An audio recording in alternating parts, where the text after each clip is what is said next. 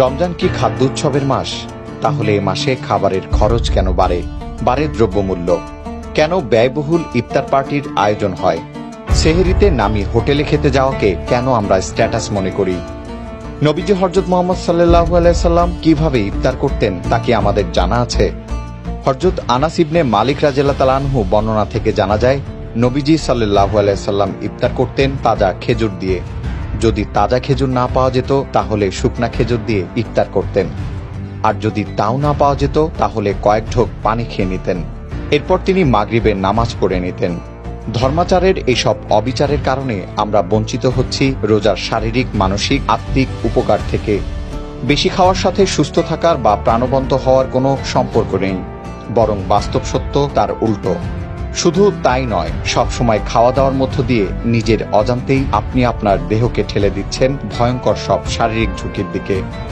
আমাদের দেহে IGF এক ধরনের হরমোন নামে গ্রোথ হরমোন আছে, যার কাজ হচ্ছে প্রতিনিয়ত নতুন কোষ তৈরি করে দেহকে বাড়ন্ত রাখা।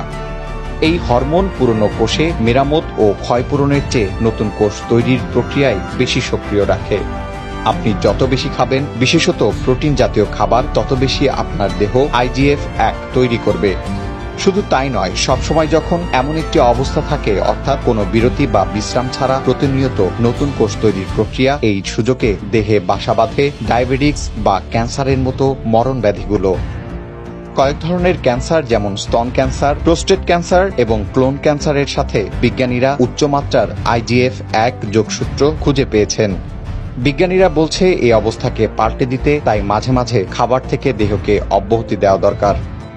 একটা পরীক্ষায় দেখা গেছে ঝুঁকিপূর্ণ মাত্রায় দেহে IGF হরমোন আছে এমন একজন মানুষ মাত্র 3 দিন রোজা করে নামিয়ে ফেলেছেন অর্ধেকে। ডাক্তাররা তাকে সতর্ক করে বলেছিলেন প্রোস্টেট ক্যান্সারে আক্রান্ত হওয়ার সম্ভাবনা তার প্রবল, কিন্তু IGF এর মাত্রা কমে যাওয়ায় কমে গেল সেই ঝুঁকিও। গবেষণায় দেখা গেছে রোজা ডায়েটিংয়ের চেয়ে বেশি ফলদায়ক। রোজা কমিয়ে দেয় ডায়াবেটিসের ঝুঁকি, সারায় পেট্রিক আলসার উপসর্গ, বাঁচাতে পারে আলঝেইমার, ডিমেনশিয়া, স্মৃতিভ্রমের মতো বয়সজনিত রোগগুলো থেকে।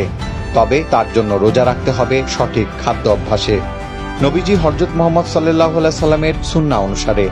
রমজানে কি খাবেন কি খাবেন না তা নিয়ে ইফতারের সময় 3-4টি খেজুর খেয়ে পানি পান করুন। খেজুরের সুক্রোজ পানির সাথে মিশে তাৎক্ষণিক প্রাণ শক্তি এনে দেয়। এরপর মাগরিবের নামাজ পড়ে রাতের খাবার খেয়ে নিন। ইফতারিতে ভাজা পোড়া, গুরুপাক ও অতিরিক্ত মশলাদার রকমারি অস্বাস্থ্যকর খাবার ও কেমিক্যাল জাতীয় শরবত বর্জন করুন। মৌসুমী ফল যেমন আম, কাঁঠাল, কলা, লিচু খেতে পারেন, কাঁচা ছোলা খেতে পারেন। রাতের মেনুতে শাকসবজি, মাছ, বিশেষত সামুদ্রিক মাছ, মুরগির মাংস, ডিম, ডাল ইত্যাদি থাকতে পারে। গরু ও খাসির মাংস না খাওয়াই শ্রেয়। সারাদিন খাওয়া হবে না ভেবে সেহরিতে যারা ভুরিভোজ করেন, রোজার কষ্ট তাদেরই বেশি হয়। সেহরিতে তাই ভাতের সাথে শুধু সবজি খান। প্রয়োজনে খেজুর, কলা বা দই চিড়াও খেতে পারেন। দাওয়াতে গেলেও খেজুর পানি দিয়ে ইফতার করুন। মেজবানকে বিব্রত না করে বিনয়ের সাথে কিংবা কৌশলে ভাজা পোড়া নামক খাবার পরিহার করুন। রাতের খাবারের আয়োজন থাকলে সেটাই গ্রহণ করুন। রমজান খাদ্য সংযমের মাস, খাদ্য উৎসবের নয়। হোটেলে গিয়ে আইটেম বহুল ইফতার ও সেহরি করার বিলাসী ও অনুষ্ঠান সর্বোচ্চ পার্টি বর্জন করুন। আত্মশুদ্ধির এই মাসে আমরা যেন ভোজন দাসে পরিণত না হই। ভিডিওটি ভালো লেগে থাকলে লাইক, কমেন্ট ও বন্ধুদের সাথে শেয়ার করতে ভুলবেন না।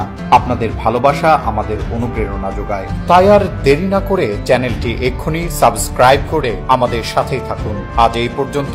আল্লাহ হাফেজ।